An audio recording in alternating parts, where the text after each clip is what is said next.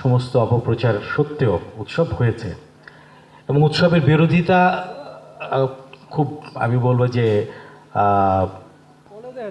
করা দোষের কিছু না। 1968 সালে আপনারা জানেন যে একটু আগে খোকন ভাই বলেছেন যে লুই আলথুজারের কথা, এবং 68 সালে একটা বিরাট ছাত্র অভ্যুত্থান হয়েছিল প্যারিসে, বা সেই অভ্যুত্থান কিন্তু সফল হয় নাই। এবং যখন এই অভ্যুত্থান চলছিল 68-এ, তখন কান ফিল্ম ফেস্টিভ্যাল চলছিল, 21তম কান চলচ্চিত্র উৎসব।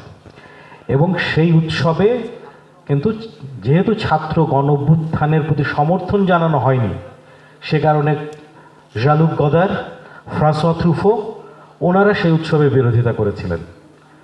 আর আজকে যাদের কাছ থেকে আমরা বিরোধিতার সম্মুখীন হয়েছি, আমরা কেন ছাত্র গণ অভ্যুত্থানের স্মৃতির প্রতি এটি উৎসর্গ করছি, ছাত্র গণ অভ্যুত্থানের নায়কদের কেন আমরা অতিথি করছি, বা এই অভ্যুত্থানের মধ্যে দিয়ে যে সরকার গঠিত হয়েছে, অনেকেই চান যে এই সময় সংস্কৃতি জগৎ ম্রিয়মান থাকুক, সংখ্যালঘুদের উপর নির্যাতন হচ্ছে, এখানে অন্যান্য জাতিগোষ্ঠীগুলোর উপর নির্যাতন হচ্ছে, এভাবে করে বাংলাদেশকে পোট্রে করতে।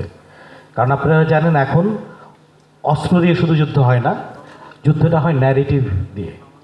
ফলে এই যে বাংলাদেশকে নানাভাবে পোট্রে করার যে ন্যারেটিভ রচনা হচ্ছে, সেই রচনায় ফুয়েল জোগাড় দেওয়ার জন্যই তারা চেয়েছিলেন এটাকে ম্রিয়মান উৎসব হতে এবং আমাদের 2024-এর গণ অভ্যুত্থানকে খাটো করে দেখানোর জন্য।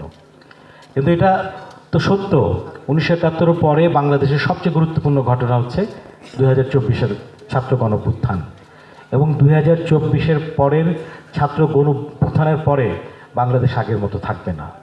বাংলাদেশ 2024 পূর্ববর্তী জায়গাতেও ফিরে যাবে না। এবং এই বিপ্লব যে সম্ভাবনা তৈরি করেছে,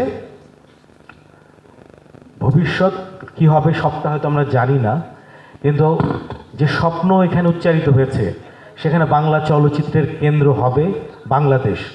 এই স্বপ্ন অন্তপক্ষে আমাদের মতো যারা চলচ্চিত্র নির্মাতা, আমরা স্বল্পদৈর্ঘ্য এবং মুক্ত চলচ্চিত্রের চর্চা করি, তারা মনে করি আগে যেভাবে করে আমরা কলকাতাকেই মান্য করে আমাদের কেবলা ঠিক করতাম, সেইটি আমি মনে করি যে বাংলাদেশই হবে আগামী দিনের বাংলা চলচ্চিত্রের কেন্দ্র।